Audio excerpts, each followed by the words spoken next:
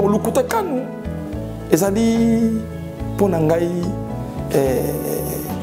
socle moko oyo lelo oyo ndenge evandi mutako soko lingana koningisa lingomba na ndenge na yete nazape ko sepena yango ezali likanisa kitoko par c'est des bossu ya poto jonda ko na poto ezali sengwa kitoko tata mokonzi ya boule azaba on peut dire les colonnes vertébrales nayi o ezali papa Zako papa Benza papa Rigel na ba deux conseillers nayi maman Mwilu Nchona na maman Mwilu Diangende on ezali ba colonnes vertébrales nayi lumière ya lelo ezali wapi lumière ya lelo papa Vianney elongo na invité na biso ezali ya komeka koyeba makasi koluka kotia penza pole na tina ya mobembo ya chargé d'émission tata mokonzi ya boule na mobembo oyo asilaki kozala nango kuna na mboka Europe précisément na kati ya France. Mama Falon papa derrière na konti baba ya boy mentir mentir beau mentir la vérité restera la vérité. Nyonso ba papa baloko na biso tango yikoki biso sikoyo tomipesa na makambo misato bolingo mibeko isala keke nyonso komona yo ekoye mama na biloko na biso mama yo nde ozali mama ya mabota bazilo makambo mingi ya babepo na biso bato moyindo kasi tango eboya bakosepela na biso kaka santan ekomota makambo elele.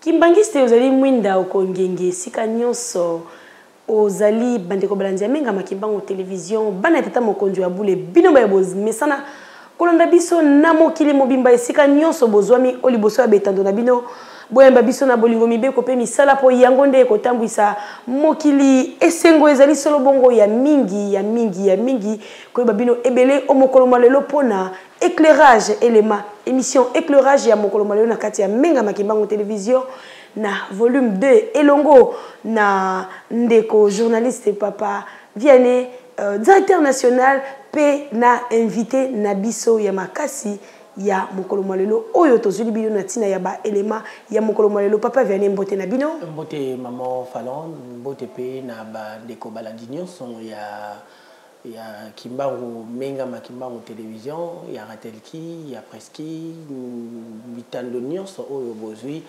opportunité ya kolanda biso e boyi malamu na mboka Brazzaville maman Falon matondo mingi soda tata molimo santo chargé d'émission ya tata molimo santo papa Armel pambote na bino mbote mama Falon mbote papa Vianney boni santé utatoka bwana kito zongi lisusu santé za malamu boni bino pe est-ce que bino pe santé za malamu kimi ezali pambate tata molimo santo zali na bateau de commandement lolenge mongo na biso esengo zali ya mingi bandeko balandi boko mituna na bandako na bino maman Falon na deuxième numéro ya mokolo malelo ya éclairage la lumière parce que la lumière elle doit éclairer partout sur toutes les zones d'ombre lumière ya lelo ezali wapi lumière ya lelo papa Vianney elongo na invité na biso ezali ya komeka koyeba makasi koluka kotia penza pole na tina ya mobembo ya chargé d'émission tata mokonzi ya boule na mobembo oyo asilaki kozala nango kuna na mboka Europe précisément na kati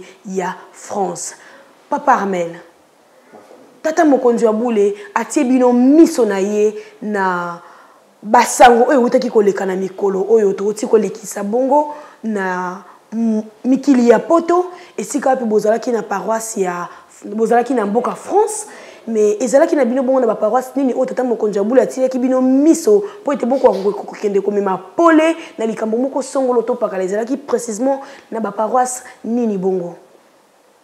Merci Mama Falon.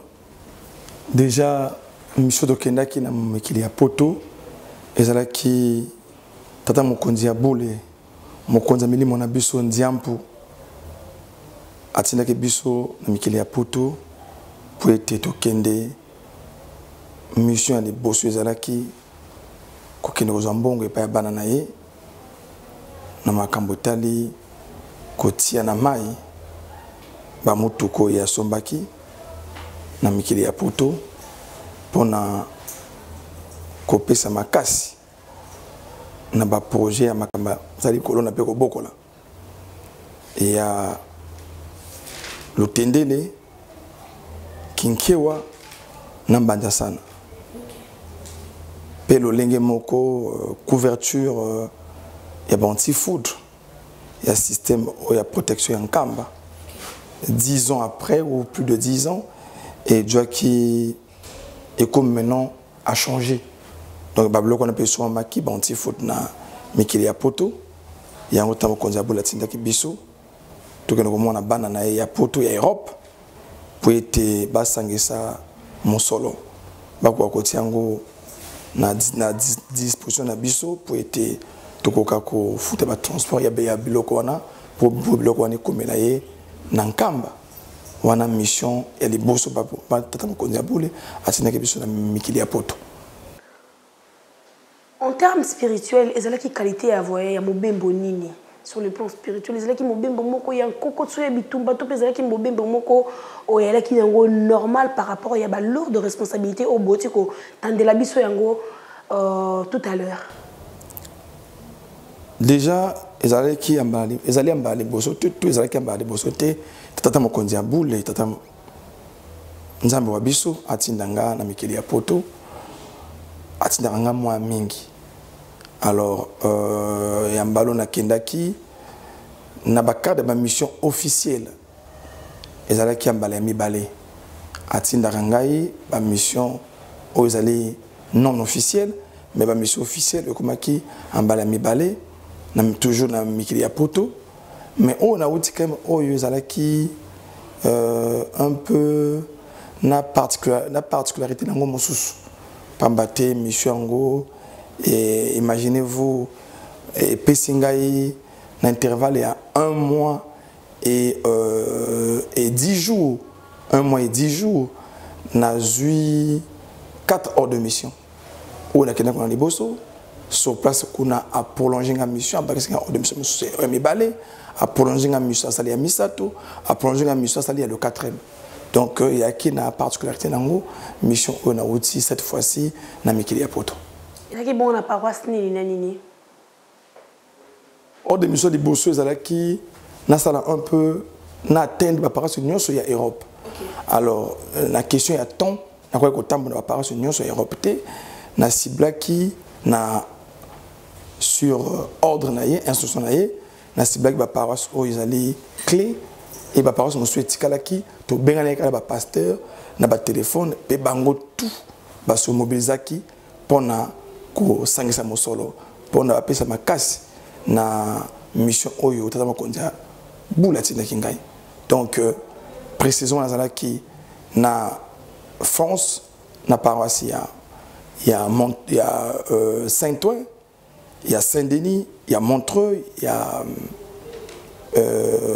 Saint-Denis, Saint-Ouen, Montreuil, puis na kendaki na Belgique oyo na sangisaki paroisse ya Anvers, Liège, na Bruxelles.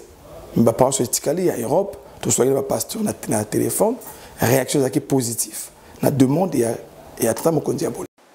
Matondo mingi papa Armel chargé d'émission tata mokonzi ya bole. Nakati ya paroisse ya Montreuil pardon.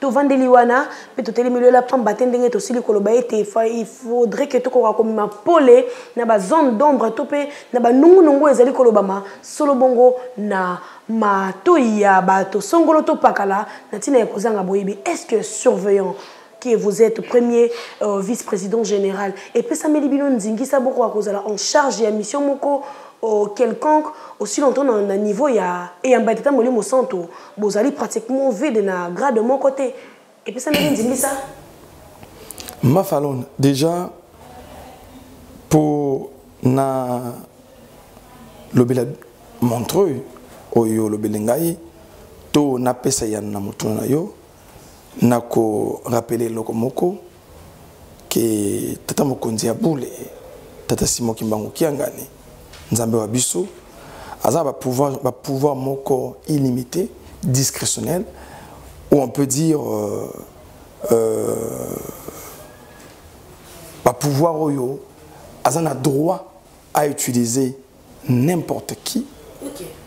OK na mission moko songolo pakala nazali vice-président général et ba surveillant premier vice-président général mais nazali pe chargé de mission moko ba chargé de mission na kati ya cabinet na ye alors to bingo chargé de mission et l'axi était mokonza continue mission na ba terrain nyonso na ba raison o elingi ye à côté na mission na esika songolo pakala okende ko représenter ye to ko jouer rôle moko boye na ordre na ye surtout pour na tata mokonzi ya boule azali choses spirituelles et représentant légal azali pe tata molio mosantu ye akokotinda yo ndenge alingi esiko alingi na tango ya lingi matondo mingi papa Armel kasi bokondaki na mission ya monene oyo ezibino tango molai kuna na Montreuil nini obo sileki kokuta kuna pe nini obo apporter na tina ya fonctionnement ya paroisse wana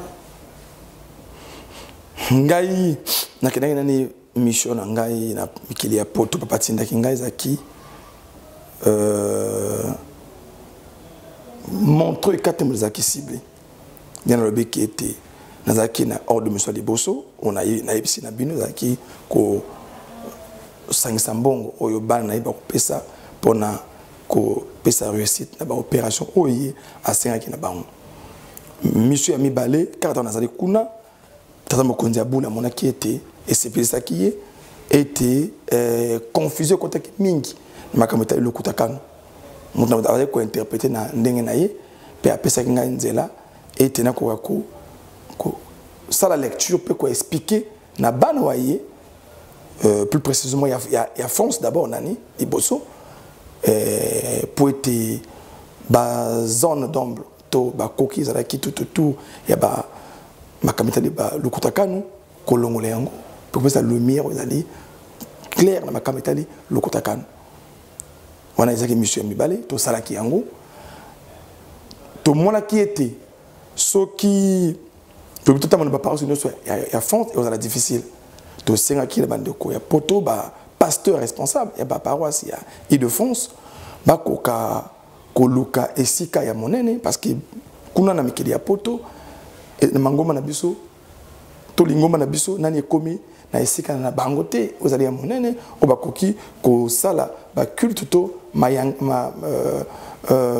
réunion oyo ya biso ya lingomba alors il faut que le sala ya monene pour être esangisa paroisse ya Blomeline ya Montreuil ya Saint-Ouen et ya Saint-Denis alors après la démarche c'est ça qui est impossible tout le canal qui n'est pas pasteur responsable était biso tout prier kaka na Saint-Ouen mais chaque paroisse a représenté quelques responsables il y a paroisse naie pour être ba ko yoka ba explication au makamete le kutakanu pour nanini papa Armel parce que nous a chargé de mission p nazalaki na équipe et coordination to équipe ya moko balemisatu oyo ba zalaki na kati organisation il y a le kutakanu au esalamaki du 13 au 15 juillet 2023 donc culte wana esalamaki auto sangisaki ensemble na ba pasteur responsable nyonso ya mikili ya poto plus précisément il y a Île-de-France paroisse ya Blomeline il y a Montreuil il y a Paris Saint-Ouen puis à Paris Saint-Denis tout ça qui na Paris Saint-Ouen moi ça ça maki toko bana poto vraiment mo falon bayambaki na bokebi nyonso pe na le memi nyonso ba mitino mibeko ba résolution oyo nkamba kangaki na session extraordinaire il y a le kutakanu il y a du 13 au 15 juillet 2023 alors na suka ya kultuana la sikoyo toko lobela tona ko lobela makambetali naissance ya kokota ngai na paroisse ya Montreuil ndenge olobeli ngai pasteur responsable aya kiti azalaki na nkamba parce que il quoi assurer intérim il y a pasteur au bas sanctionnaki comme on a papa Dibamba si je me trompe pas Kibamba ou Dibamba un truc comme ça azalaki représenté na comptable il y a paroisse, il y a Montreux. Papa Roland. La fin, il y a lecture. On a constaté le protocole à l'hiver. Pour a été délégué à Montreux, à Lingaki, à Soranangaï.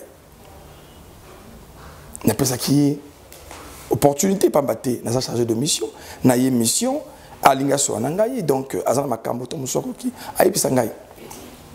Tout le monde qui n'a pas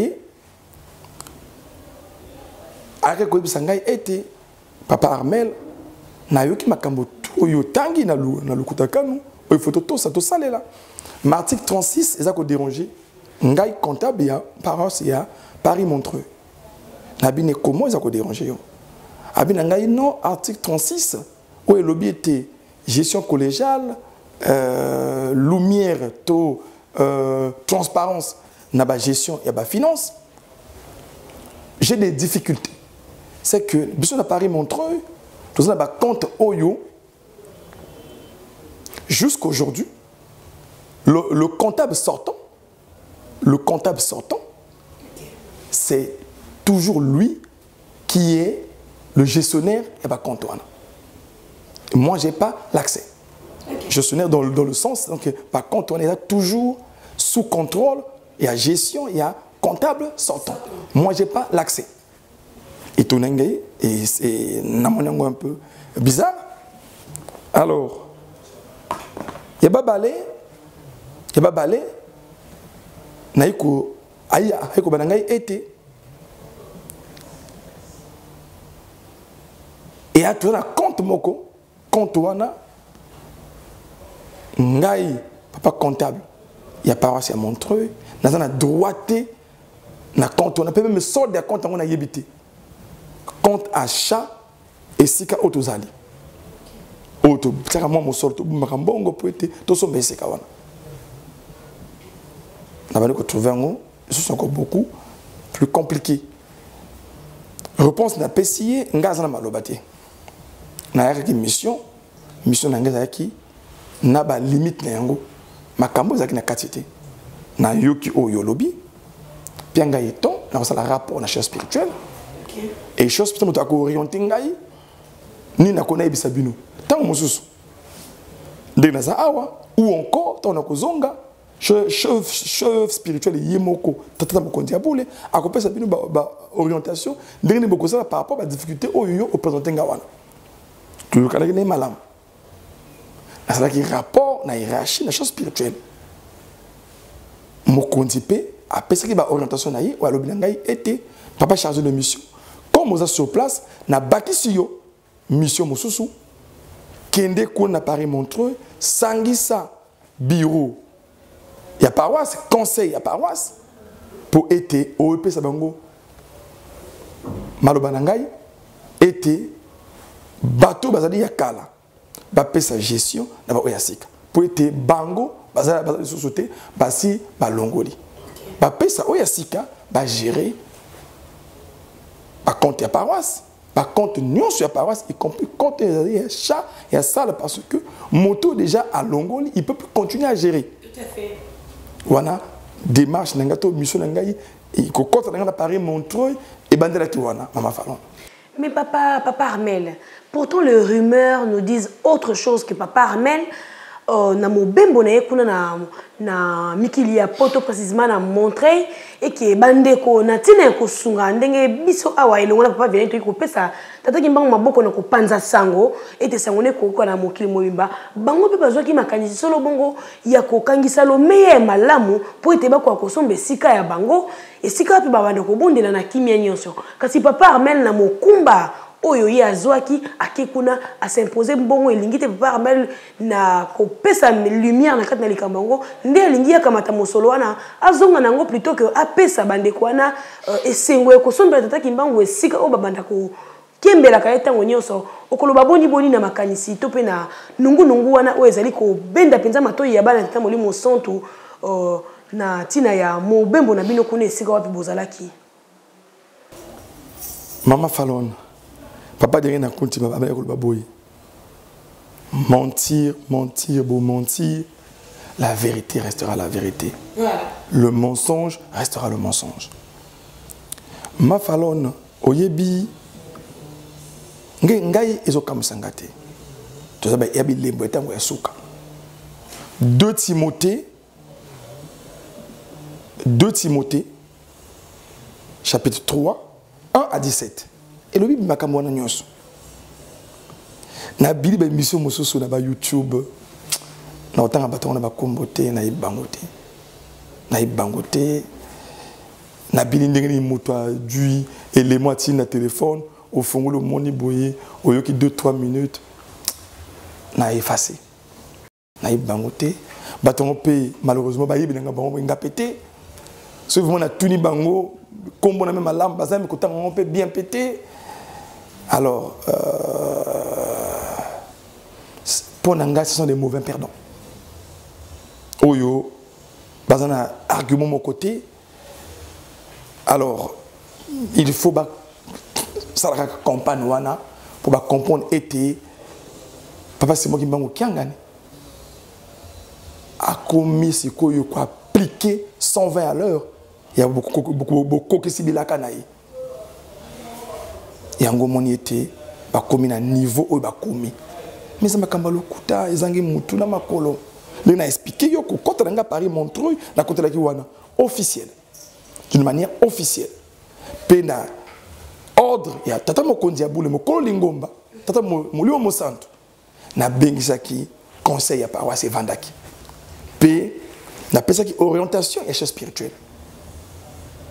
Baye bazala qui na réunion wana comme papa Dibamba pasteur par intérim azaki na Nkamba ou azaki papa Kinkela qui était dans le ton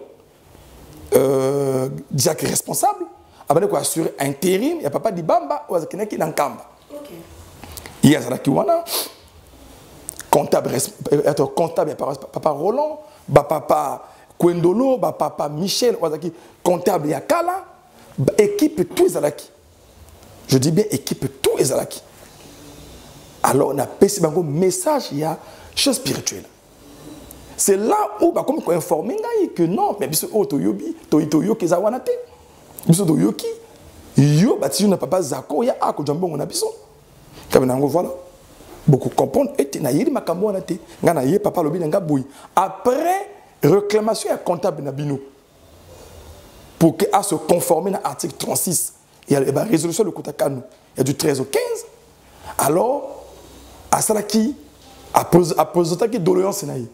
Mokonzi aboule ayoki ango pa pese ba orientation oyo koloba été yo comptable asika papa Roland bo pese sa comptabilité gestion nyonso na pa comptable asika. Pamba te ba nommé na yé alors il faut que parce qu'il y a eu passation. Une année passée. Beaucoup continuent à gérer bon côté. Beaucoup pesango na comptable yasika. Ba faire comprendre que non, biso na conseil na biso ya paroisse ba ndimi mo ba décider que malgré bango ba yisika, ba na confiance na bango te, il faut ça ka bato ya kalaba continuer à gérer. Ngalo bi non lingo ba na biso étape la rendre ngonote. Et ça, bandimi moto pesa ordre na chose spirituelle na Nkamba. Non, wana li bandimi oyo na za ko qualifier bango bandimi Nkamba 2. Ah, ko bazana Nkamba na mususu. Mais bandimi ba yibiki, tata moli mo santo. Nziampu yende mokonzi na bango yende nzambe na bango, ba to saka malako na yepe baloba na yepe mbate, azana ba pouvoir ozali illimité na lingomba na yi. Ya tie ba to sika, faut pesa bango gestion. Expliquer bango que logique wana za kimbongeste te. Bilbozaki Kala, Bolongwe, c'est eux qui doivent gérer. Balobi Nanga était quand ils ont bloqué, Balobi Nanga était quand ils ont suscité, Mbongo on les a dit bloqué pour son salle, etc. Il n'y a pas de souci. L'argent reste bloqué. Mais il faut que Batoba Jésus à la bateau. Oyo, papa a nommé pour être actuel gestionnaire. Ils ont un bilan à faire à la fin. Il y a exercice là-bas. Ba démontrer ngai ba ke bandimi ba ordre papa pesi programme papa apesi bango bandimi yango na kimbia nyonso to soki sa ikutu na ko benga conseil ya paroisse na esengo na ntintani na bina ngo ki pona na lakisa ba o ba kosi lokuta ete ngai na ye a ko jambongo na bitu na ye par contre ko ya ko senga na bimbo sela poser ya papa ndenga senga ngai na yebisa bino ngape na lingi projet na bino ya cha na zape ko sepela na yango ezali likanisa kitoko Par exemple, c'est des bosses, il y a poto, il y a poto, et c'est des sengwa qui toko. Toko mine sika na biso moko, papa soka yi poto. Ako ya pa na Paris Montreux, ako sambela aza sika na yemoko. Et c'est ma bête. Alors, na Jackie, par nanga pe antinsani, na sala kentisani mokolo, na pesa ki pe contribution nanga pour être. Ko la sabango être d'accord na likamitali ko somba isika wana. Maintenant, Domingue, papa Armel, papa Vianney, n'est-ce pas que tu as dit qu'il y a lumière, éclairage plutôt sur la mission du chargé des missions. Il y a Tata Mokonzi, Aboulé, Azali Koyo Kabino. Merci beaucoup, Maman Fallon. Merci, Naba Ndekonyos au Bazoko Lanabiso. Merci encore, papa Armel. Nandenge ozoko yanola tout le temps na ma invitation na biso o tozali ko pesa bino. Alors papa Armel Bovandi na comité paroissial. Il était question maintenant cette fois-ci de voir parce que tango bo yoki ba information o ba pesio o ezaloko la compte bancaire wana et que non le nouveau comité bazali na même hésité. Alors, Bino, en tant que chargé de mission sur place, Nini O Bosalaki. Ndenge na yebisi na bino ke ngai na ko décider ngamo ngai mokote papa chargé de mission na keka na Montreux non. Papa tine kinga mission mususu. Alors, il fallait que ça aille rapport.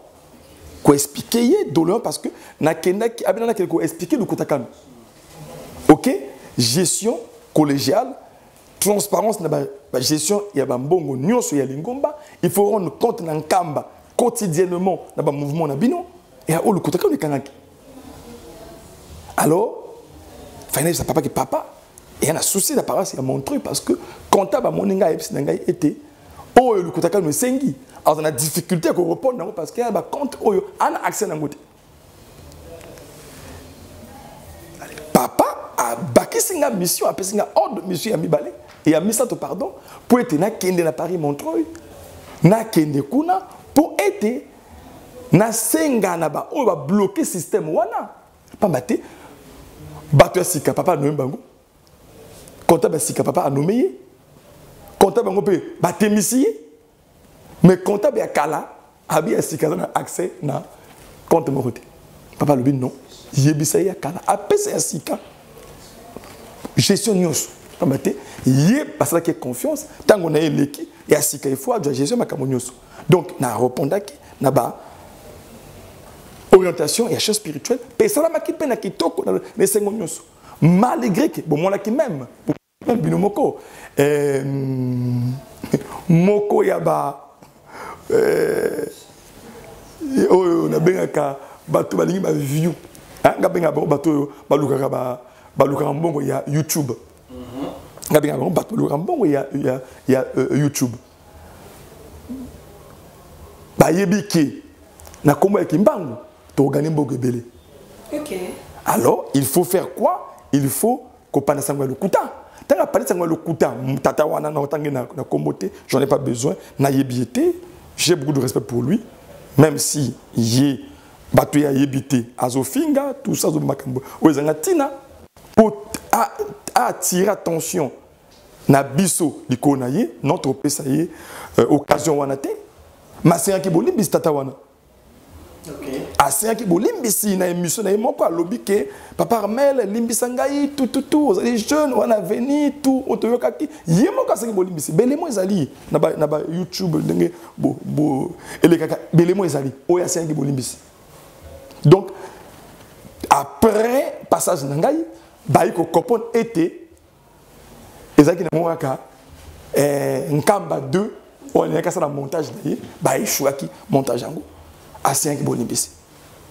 Parce que ezaki sengo makasi, passage na biso, baïko kopon qui était, ezaki mensonge, monter na ba pièce nyoso, pour na ko luka, ko salir, conseil direct, papa Bituvu di Kangani.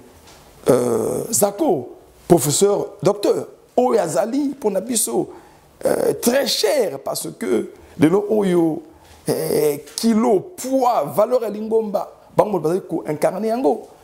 Donc voilà. Alors, tant au commis à Paris Montreux, tu sur Internet, c'est un message qui vient. non, en ma qualité de l'inspecteur général, ou d'ailleurs même le Koutaran peut-être abolir, il dit en ma qualité, na Peggy Sibino, ou Yakofan Dakuna, na Papa Armel, qu'il vous traite un laïc. Bino en tant que chargé de mission d'abord, tant que qui information on a et ça la kionini. Pas de panique. Et après, quels ont été les procédés finalement? Pas de panique. Pas de panique. Pourquoi? Parce que je suis en mission officielle, avec un ordre de mission officielle. Pourquoi je serai en panique pendant mon tour? Déjà, inspection générale et ça, les sociétés. Donc, c'est un simple pasteur. Il ne peut pas empêcher un chargé de mission en mission officielle à organiser mission naïe. Donc, on a trouvé qu'il y a juste que moto peut-être azali na base information ou encore en difficulté na deux trois makambo oyo azana ba raison yemoko na géré kangote. Aussitôt j'ai fait rapport à mon hiérarchie, le chef spirituel, le représentant légal, le patron de l'église, na yebisiye que papa, voilà les informations que j'ai. Abinangai, tu gères pas. Toi tu vas réaliser mission dengue na sengio et na sali chemin ya okende na mission ngai dengue mokonza boule asenga ngai pour ngai. J'ai trouvé ça plus Bango Lobino Armel, c'est un chien de guerre entre guillemets, il vous traite un chien de chasse de Papa Zako, que Papa Simon qui m'a Kiyokuna, et que ordre de mission Zaki falsifié de toutes pièces, et Papa Armel. Papa à peine 2-3 jours passés, peut-être dimanche passé, dimanche 1er octobre 2023, à Lobiango. Nasala Mokana na signé Ngaïté. Nasala Boye Bofingi. On a besoin chargé de mission. Nako gérer ma camarade parce que yemoko chef. Tata mokondia boule nziampu. Azo kipani makambonati. Parce que yebike to comme na tango ya suka. Yemoko baki ete ki mona mesu. 3 5 15 to bandeli à 0. Papa na braza doit ki 3 jours pas tout na bateau. To poni là il soit ou ki mona mesu. 3 jours. Ngai personnellement na baki posa na isalama. Parce que batinda kanzambete. Mais mingi basota qui mon ami qui mon ami qui mon ami. Mais lelo oyo il faut toi assumer qui mon ami ma bien mon c'est mon nana. Parce que na moni angote, na moni ango nulle part. Donc quelle administration au monde? Là où un chargé de mission en mission officielle, même un inspecteur, même un roi inspecteur, au ko pima ko bloquer chargé de mission té. So moni que chargé de mission à répondre na ba norme té. Qu'est-ce qu'on fait? On se référer automatiquement à côté à patron, qui est le chef spirituel. Kobane qui est chef spirituel, voilà, le chef de mission, il ne repart pas en ordre. Mais déjà, je remettre en compte, remettre en cause ordre de mission aussi en tant que c'est lui qui est le gestionnaire. Est-ce qu'il n'a pas une communication permanente? Non, pas le gestionnaire, papa. Non, le gestionnaire, il n'y a pas. Non. Tata wana na kombote j'en ai pas besoin ya moto na yebité na mona kaye na yebi kombo ya famille mais na koto ya kabangote ezalité bateau yo toi ton habitude ya cause se côtoyer non na yebi na respect na ye parce que pour moi il est parmi référence ya lingomba ya poto que je respecte beaucoup passage nanga de bosso na prière nangai na fin ya réunion autour nango ya conseil na senga na libondeli bele mozali o na senga été nzambe akanisela paroisse na po ba yana battu ba moyen yango pasi na natanga komo na ye parce que il fut OK pilier OK il est parmi les fondateurs il y a paroisse wana alors na action na ngonga wana minute wana Azaki na rôle mon côté, ni pasteur responsable, Azaki même pas membre, il y a bureau, il y a conseil. Puisque l'inspection générale n'existe plus, même si il était inspecteur général, na bureau, na conseil à paroisse, il était nulle part. Donc m'interdire, juste, bon, je ne veux pas faire des polémiques, je ne suis pas l'homme des polémiques, j'étais en mission officielle, il fallait que j'exécute mission Nangaï, et c'était Nazo fait un message dans le micro à Maman Fallon, mais je laisse déjà ma question. Maman Fallon, tu pourras déjà prendre part. Papa Armel, Tango Bossololi, il était question au vérifier compte. Dites-nous, Tango vérifier compte. Est-ce que contre réellement ils qui bloqué, tous qui compte courant, est-ce que mouvement ils qui ou pas? Alors déjà, Tango yo tozongi mi balé. Pourquoi tozongi mi balé? Parce que Tango batikali bazongi les positions en disant que toko céder gestion na gestionnaire et asikate. Tu peux ça compte on est à gérer na comptable et asikate. L'argument avancé est que tu as confiance na yété. C'est le papa a sengi nanga susu zonga kuna cette fois-ci a pesinga siko ba orientation claire que un faut que na compte bancaire na banque ba compte wana. Qu'est-ce qui se passe parce que na comme moment nango logique était. Deux au moment mikanda il y a paroisse wana au ça dit que a bakisinga yi a détail vraiment moko il y a monsieur Fona qui ne ça là. Na kene susu kuna na vanta qui conseil tango wana siko inde to doit qui ndingisa ya ko kende na ordre ya papa na banque to komaki na banque ba ya baki biso na gestionnaire ya compte banque wana comme nango LCI non CIC pardon désolé CIC ça na mboka moko juste peine ya paroisse ya Paris Montreuil to kenaki kuna na ye comptable ya kala nda comptable ya sika na papa Kibamba na ngai na papa papa conseiller principal en charge de la question scientifique papa Simon tu connais bien sur la banque p to singa ki na gestionnaire ya compte akoka ko tirer biso ba relever ya compte après ça biso historique ya compte ya makamno c'est les comptes il faut fonctionner et dans la compte il y a gestion quotidien il y a paroisse, na compte qui fameux compte bloqué. Mais on constate maintenant que gestionnaire il me répond que monsieur le compte n'est pas bloqué, c'est pas un compte bloqué. Il dit tire-moi le relevé, tire-moi le relevé. Le compte n'est pas bloqué. Et je constate dès que je vais les relever, je constate que le compte n'est que subit un mouvement. Donc c'est pas un compte Oyo. Et Ali, parce que quand on dit un compte bloqué, un compte peut être bloqué, vraiment bloqué, oh, beaucoup de gens il y a un compte que vous avez bloqué, vous avez que non, dans notre comptabilité interne, le compte est bloqué. Donc, bon, compte, on a tout mis en côté. Donc, ni la logique de la comptabilité interne, ni la logique de la banque. Parce que, compte, on a total qui va relever, et ça qui bloqué. Par contre, le compte est qui subit un mouvement, il y a un retrait, il y a un prélèvement. On a constaté pour mes prélèvements dans mon il y a chamo koboui et ça la maki.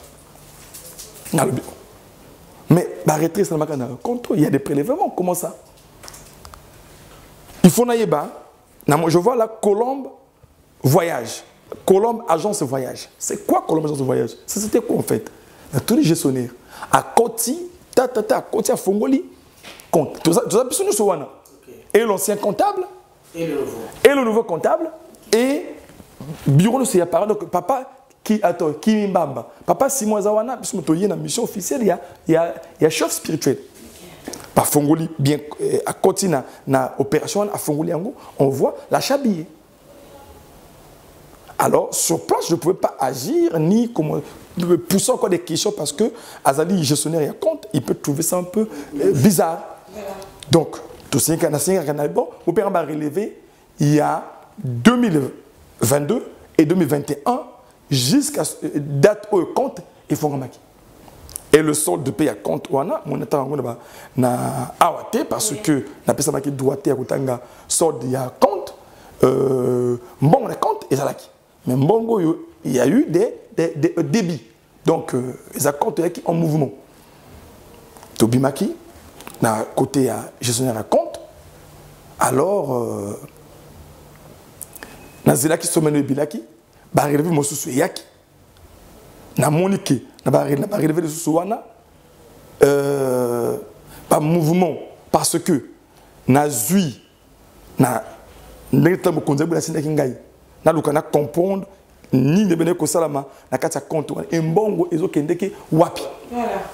Donc na zui nombre de tinsani pour achat salle nombre d'entrées mbongo ezokota na kati ya banque pour achat salle n'a pas sorti. Je constate qu'il y a une cohérence des chiffres. Je constate que équilibre exact. Je pose des questions à papa Dibamba, qui était le responsable de la paroisse, par intérim. Papa Dibamba, il me fait savoir que papa ramène même un responsable par intérim. Ah, bah qui parle ngate, bah ibingate, bah considère ngate.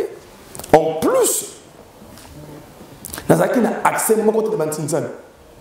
Si c'est des causes à Manango, il y a des gens qui prennent la salle. Même les sortes d'Antinsan, nous avons besoin de Balbi qui va dans la confiance de bon. Donc je ne sais même pas comment Bakiana. Mais l'ancien comptable, le nouveau comptable quand même, il arrivait que à quand même un élément payé à bon par chiffre. Donc il pouvait quand même nous donner l'historique. Il y avait une et quand on compare les balances, il y a incohérence par chiffre de mon côté. Maman Fallon. Matondo mingi papa Vianney et papa Nabiso invité Nabiso papa Armel et tout. Toujours dans le cadre yako mais ma solo bongo polé na likambo ya montrer parce que et lobisi ba bouche et belé notamment moko pe ya ba youtubeur papa Mbote Monzila esika wapi alobela ki bino pena na kati ya molai ya likambo na tina ya mobembo ena ete otinda maki epa ya conseiller tata mokonzi wa bule kokende kozwa mbongo ekei lisusu koloba mamo sika ete ba etu basili solo bongo ko somba o azali bongo conseiller tata mokonzi ya bule ete tata papa docteur papa Bituvi Dizako le général azali kosala bobele mai oyo bino ba etu bozali kosenga okoloba boni na tina ya likambo wana pona komema pole na nongo na kati ya bana ya tata Molimo Sonto.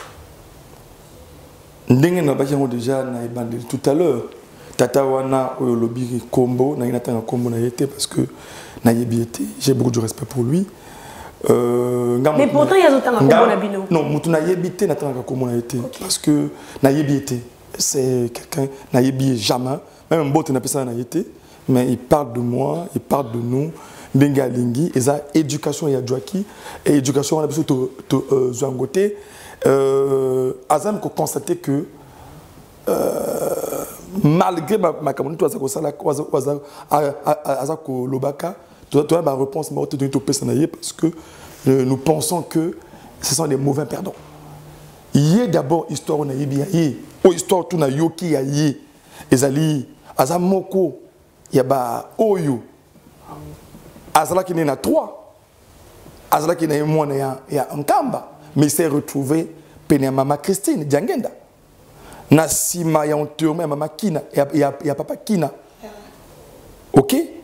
Na sima ontourme ya papa Kina. Maman Christine tangwa zongaki a fongola ki lingomba na ye. Oh ya lobi za 3 te za 26 te. Ye tata wana a soda ki premier ake kokoma moko ya ba peut-être ce qui représentant c'est pas nani kuna. Et si invité à Tikali Mpukumununu, pour Nangai Azali, Mutoyo Azali, ni na 3, ni na 26, donc Aza, pour Nangai Azali Mpukumununu. Ok? A Kolimbi Sangana Benga Mpukumununu, na Fingiete, à Robake, Mpukumununu Azali, O Azali, ni na Banyama, ni na Bandeki. Alors, si ma lobby, lobby ke, ngai na ko mbongo ya Montreux si masima lobby abisu été na limbisa ye azok ba information bien té o ba piège qui c'est pas une appel c'est pas ndenge il se contredit na malobane moko ba bilakaye ba biponini ba bilakaye je pense que moi personnellement naza makambo na ko ba mingi pour na yete na yebi loko moko et ce sont des mauvais perdants. Papa Zako, conseil direct. Solde na mona ki na bon kouana vraiment as tala maman Falon to comprendre makambe to makambe so pe to peser yango. Mais papa to le peut to peser moi muke. Vous savez papa ndenge bazawana ko banda papa Simon Kimbangu Kiangani. Papa Zako, le professeur docteur, papa Mbenza, papa Rigen, par conseiller à maman Chona, maman Marie, Moudi Diangenda. Bazako incarné force mususu. Parce que la discipline spirituelle oyo, buzo bawana bako kota na katna yangote. Papa Zako asinya kambongo ya batute, to asinya kambongo teo, ajo mbongo moko boye, sokolo pakala, côté ya batu. Non, asala ka yangote. Papa Zako, c'est le conseiller en charge de l'administration, en charge de la sécurité, en charge de la diplomatie politique, relations extérieures, relations internationales, il y a l'ingomba, et ça y est, qui dit l'administration, sécurité, tout ce que j'ai cité, égale à Mbongo. Mbongo doit côté à batute pianga mbongo na yo non ezali mbongo ya lingomba na 21 na 21 on peut pas se même atuna ki olingo sa lingomba mbongo na yo nani abi mbongo na ngai batu na ngai voilà et lingomba na biso depuis 1921 59 papa dangenda adju masolo ti papa dangenda atiki papa atiki na pas de longa papa de longa atiki na pas mon kengani sina makola lelo lingomba na biso e vakana ba tinsani oba nzimba piaka et papa Zako a géré administration et sécurité na ba tinsani oba nzimba piaka donc si ça eko wuta na ba groupe mouvement association te ko wuta na ba paroisse lo lenge moko papa André Mbenza papa Mfuma Mbanza a géré Mbanza la cité sainte la ville sainte Nouvelle-Jérusalem. Nambongo Bantintani. Nambongo groupe mouvement associé, on dirait chaque groupe allait sa campagne et pas de soit sauvé dans le mois de septembre. Tous les campagne, tout le billet de Magambongo. Tout le monde et pas nan. Et papa André Menza. Ce qu'a vu à son Thompson, à son Ngombe, à son Soso pour aller sans camp parce que Nkamba aujourd'hui compte plus de 50 restaurants si je ne me trompe pas. Ce qui est un camp, il y a partout. Yangoana n'a pas ça vraiment. Longo n'a pas félicitations de papa André Menza. Pareil n'a papa Zako. Le professeur docteur. Oyo lelo oyo. Administration de Ngomba Nabiso et Vandi. Tant besoin de réalisation. Aéroport de Nkamba. Porto Komati na aéroport. Il y a eu des démarches administratives. Maman Fatou Falon. Oye Biango. Porto Koma na route à passion lelo. Oyo. N'a pas félicité. Tata Mokondiamboka papa. Félix qui Félix Antoine Tilombo na oya sali na pona nzela mais il y a eu la démarche oui salamaki les démarches administratives chemin 6 avril journée chemin payé il y a eu des démarches administratives pour l'état après sa biso grâce wana ba démarche mais lelo oyo tozo ko mona ndenge nini nkambe za kotongama. Parce qu'il y a un travail de fond. Au Salama, on n'a pas conseil direct en charge et administration. Au côté sécurité. Mais ceux qui sécurisent dans un camp, déjà, les dissidents devaient envahir un camp. Pourquoi ils n'arrivent pas? Plusieurs coups échoués. Pourquoi? Parce qu'il y a la sécurité qui est à l'auteur. Pourquoi? Parce qu'il y a l'argent qui sort pour que la sécurité soit à l'auteur. Là, je ne parle pas de la sécurité spirituelle. Parce que, papa, c'est moi qui m'a dit, tata molimo mosanto. Aza ko battre na molimo. Mais dans d'autres, il faut sécurité pesala. Donc déjà, papa Zako na ronayi et aza mutu ta ko senga mbongo ya ezali ya prévu pour l'achat à Django pour nayi non. Ce que c'est la poste ya mbongo pour la sécurité, pour l'administration. À quoi c'est la chose spirituelle, à quoi c'est ndingisa, à senga na paroisse ya Montreux, papa c'est mbongo pour la contribution, pour la capitale, sécurité, pena administration et ndenge pena yebeli. Jamais les kakandengona que non mbongo zali ya paroisse ya Montreux, pour so meloko boy ya zoyango non. Ezaka toujours na bikateli, ezaka toujours na ba procédure au sengeli, les urgences, les demandes ya chef.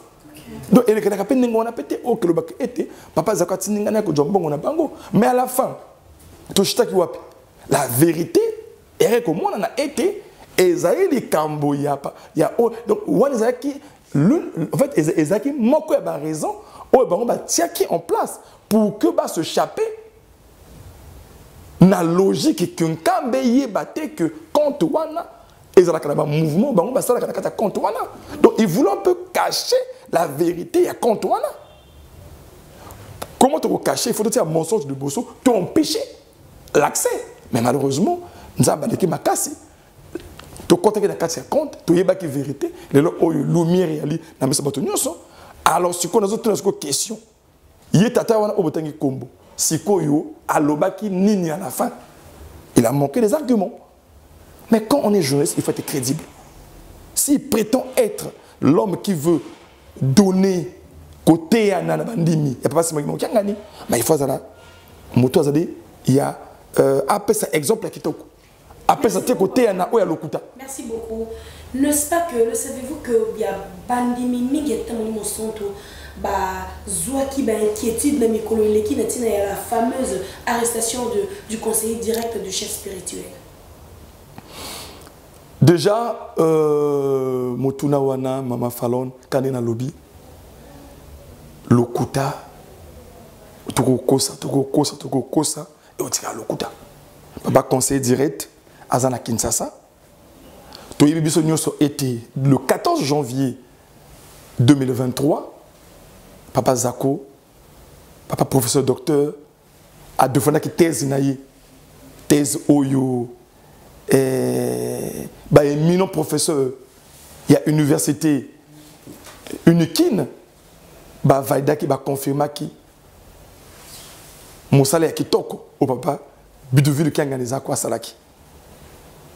Nako ko rassurer bino thèse wana et zélami dans le monde entier. Okay.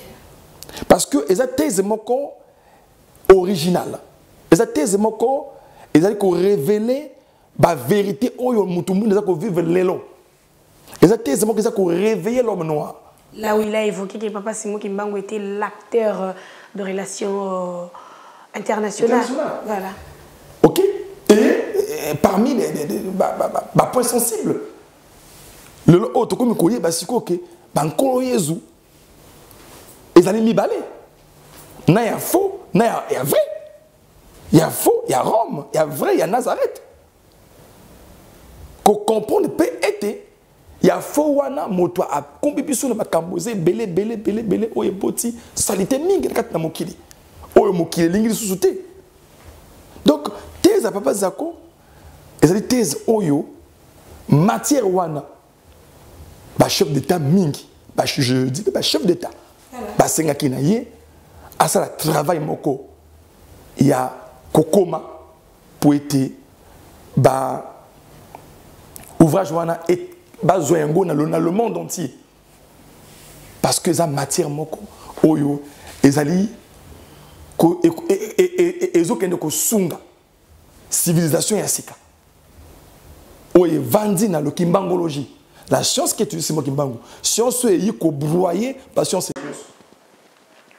Merci beaucoup papa Armel, papa Vianney, je pense que to komina suka il y a Polé, il y a mokolo mwalo na tina ya mobembo ya tata chargé d'émission tata mokonzi ya boule kuna na mikili ya poto kasi ekozana biso malamu mingi koyeba vraiment s'occuper mouvement social de la surveillance kimbangi c'est ce qui yango pe ningana ki na tina ya mobembo ya tata mokonzi ya boule pamba te kuna batalti biso ete papa alaki na mobembo na Marie Matali lingomba kasi nungu ali kopesa maete mouvement de la surveillance pe na niveau nango ya likolo et ningana ki pe lokola papa premier vice-président général yepe ali penza mingi na boyo kanité na oyo azali bongo président général na ye papa Armel lokolo baboni na likambo wana to komina suka ya masolo na biso ya mboete to kabwana pona Polé na kati ya mboka ya Brazzaville na tina mobembo ya papa Armel omikili ya poto ezali biso ezali kaka mwinda o tata sengi na biso to kwa kozala yango tozali komina na mitu ya bana na ye bazali na mokili mo bazali kolanda biso au travers cette émission. Déjà na ningina suki sa oyo qui question de bosso tunanga papa mate na susa ki ngote mais o récupérer maloba sur papa conseil direct en charge il y a administration papa Bidouvier Kangani zako professeur docteur ndena lobaki été azali ko komaka ouvrage naie azali ko komaka livre naie donc azana Kinshasa parce que la finition parce que livre ngo abandiango dès après thèse naie tant c'est ka thèse ba président ba chef d'état tout ba ça les demande nayango et à côté de na travail au yebi ba komaka ba yebi pas ya kokoma donc ils ont joyé temps nkamba Kinshasa donc papa il est bel et bien à Kinshasa en train de écrire logiquement assez presque livre naie et dès qu'il est aussi là à publier donc dire que bakangiye arrestation patati patata bango moko o balobaki yango baza ko se contredire et ça normal pourquoi c'est la dissidence et ali machine il y a les perdants ok oyo babundi si na bandenge tout bazo kokate parce qu'il faut aussi cibler Papa Zako. Pourquoi il faut Papa Zako? Parce que tout le monde a compris. Les dissidents, ils sont conscients que c'est déstabiliser comme Azam Manko, il y a pas colonne vertébrale, il y a tellement de boule. Parce que tellement de boule, on peut dire les colonnes vertébrales naï, Ozali, Papa Zako, Papa Mbenza, Papa Rigel, n'a pas deux conseillères naï, Maman Mouilou, Nchona, na Maman Mouilou Diangende. On les a dit, colonne vertébrale naï. Mais il faut déstabiliser Manko. On attend que il y a d'administration paix, sécurité, parce qu'il y a des parties sensibles. Il faut déstabiliser. Comment déstabiliser? Mais il faut placer mensonge, liboso. Et en gros, mon été, mensonge, wana, baloba qui bombe va changer. Biso to zakunate. To ibeka ke loko moko été, tata conseiller direct, azali en très bonne santé. Au babaki au non, à Kimi Poto, à Zakobela, à Kelaki Boye, à Zonaki Boye, Bakangaki na ane, pate patata, non. Tout est bien monté. Papa Zana Kinshasa, en très bonne santé. Azako Koma livre naïe, en très bonne santé, en parfaite, on peut dire, santé. Et voilà. La dernière lumière sur le mouvement social de la surveillance kimbangiste. La surveillance, mouvement social de la surveillance kimbangiste, MWSK, tout ça dit malam. Boubaza Koloba était papa vice-président en charge de l'administration technique et sécurité. Aza en désaccord dans la présidence générale, c'est pas vrai. Pourquoi c'est pas vrai? On ne peut pas être en désaccord parce que toi, tu es chef Moko. Nous tous, donc je parle bien, le président général et les deux vices, toujours il y a instruction d'Abisso, les autres, instruction d'Abisso, et pas il y a chose spirituelle. Voilà. Comment on peut être en désaccord, pas mater? Toi, tu es chef Moko. Ok? Et ça possibilité. On a tous les années techniques et à dissidence. Comment déstabiliser? Comment faire? Comment faire? Comment faire? Mais pourquoi ça mais biso dans le mouvement MWSK, on n'a pas de problème. Tout va bien parce qu'il y a un seul chef qui donne les ordres, c'est le chef spirituel. Nous sommes que des exécutants. Et nous gérons collégialement, nous faisons de la cogestion. Voilà. Merci beaucoup, Papa Vianney, à la désannonce. Je ne sais pas si vous avez quelque chose à ajouter merci par rapport... Merci beaucoup, Maman oui. Falande. Moi, je voudrais ajouter encore quelque chose. Papa Armel, il y a quelque chose encore de très pertinent qu'on n'a pas parlé. Il s'agit là de l'Okutaran. Parmi les missions sensibles au Kenaki na poto, l'Okutaran. Ndenge nini, bandeko ya poto, bayambi l'Okutaran. Et quelles ont été des réactions dans tous les sens? Papa Vianney, Oyebi, les Camerounais sont assis, surtout les Camerounais de Mibeko. Dans le monde entier, il y a une facilité à Mibeko. Non, parce que c'est dur, comme on dit, la loi est dure. Mais il faut que tout ça. Donc le Kutakano, il y a Mbala Oyu, session 2023, donc du 13 au 15. Et bien, ici, ma kamba ma casse, côté Mibeko. Mibeko, ils ont vraiment renforcé. Mais c'est normal. Papa, il y a un coup de ma aïe, qui n'a bisu yango. Bisu de se bananaye. Été. Tant que tata koya, Mibeko koma ma casse. Alors, mibeko za makasi. Tango, tu peux explication. Tu peux explication. Et ça va, oh, il va s'épéler. Va se retrouver. Et ça va, oh, il va s'épéler. Parce que, à mon été, et ça, le colon dirait, vanité pour la banque. Mais avec le temps, il y a les Cambodgiens, il y a 2 buts, il y a passé. Après, mais ça va. Et surtout le coup d'arrêt en 2023. Oui, il y a 2023 parce que ça, le coup d'arrêt après 100 ans. Et après 100 et attends, et 5 ans. Et ça dit le coup d'arrêt, et il y a une mesure, il y a ma casse. Pour statuer Moutounioso à quoi qu'on comprend et au taboli boye, tu as la conséquence. Aux ongles, c'est boye, tu as la conséquence. Pour ta l'émotion, tu as mon été. La réalité, il y a bandimi de jour au lendemain. À sa côté, l'État, à ça, il y a des coups. L'ingomba, à peine, il y a des coups. Et bah, tu vas changer. Bah, tu vas communiquer, exactement, ils allaient. C'est vraiment, il y a une limite. Et ça, comment on a kochuka nkamba, kofinga nkamba, kochola nkamba. Tina poto. Donc, alors, niveau, il y a moi, le mensonge, il y a Paris-Montreux. Ko lati sali kamandengo na fierté à l'ingo. Papa, papa.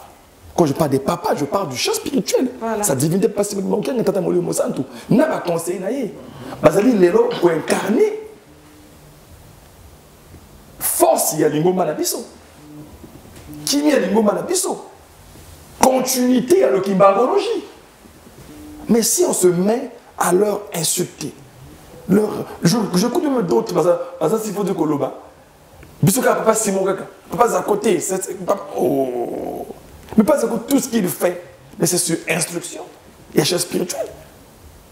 Même conseiller direct, il joue parole on a nyoso, na comme chose spirituelle. Tout ça comme bunga mango. Si réellement tu y a une histoire à l'ingomba oyo. Mais après 2002, mais papa Zako, après ça que nous autres na molimo pas ko défendre. Mais là qu'elle n'est plus musique. Tout ça la carte il y a unique. La thèse à Papa Zako, c'est ça qui avait marqué tout le monde. Batouni Moutuna, il y a un professeur, un jury. Travail au stade Oyo. Soki Okenan Kamba et pas un grand-père na yo. Oyo, ça qu'on défend de l'élo. Que Azali,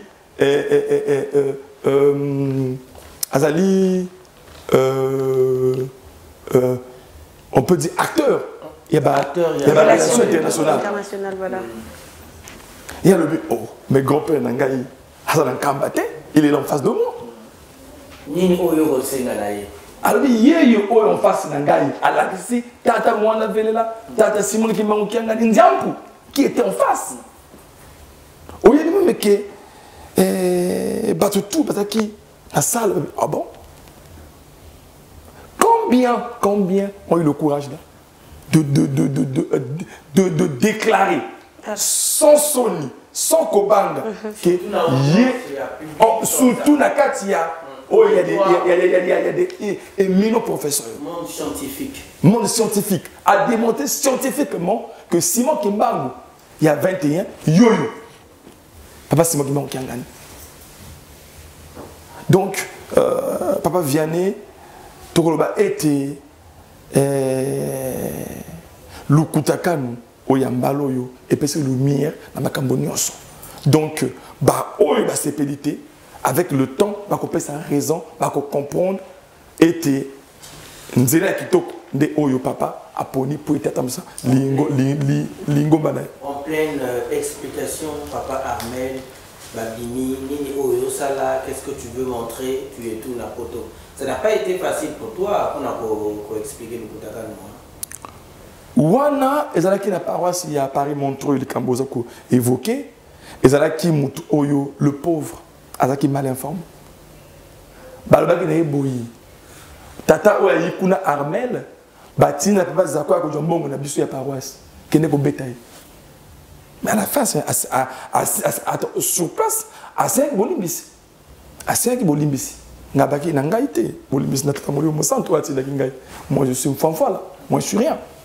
Un simple pécheur comme moi na robanini azalaki mal informé na banani na bato naza ko benga ba dongolo miso les dissidents, les gens qui sont ils ont comme mission de détruire le travail bien fait de 21 jusqu'à aujourd'hui par Papa Simon Kimbangu. Pas travailler, pas préparer, qu'est-ce que ça m'a dit. Mais malheureusement, ils ont échoué. Pambaté, Tatawana, à la fin, accompagné que chemin à Dieu est Mabé. Donc le côté nous, ils ont dit pour Nangaï, socle moko, oyolelo, oyolingi et vandi. Moutako soko ningana, koningi sa, lingomba na ndenge na yete. Pambaté mibeko za makasi. Merci beaucoup Maman Falon. Maloba Bokanayo, Pambaté na télévision Ngonga Tingoka. Voilà, merci beaucoup na public merveilleux et à Menga Makimbango Oba Mesona Kolanda Biso et un grand merci à notre très cher invité Papa Armel Eto Alali.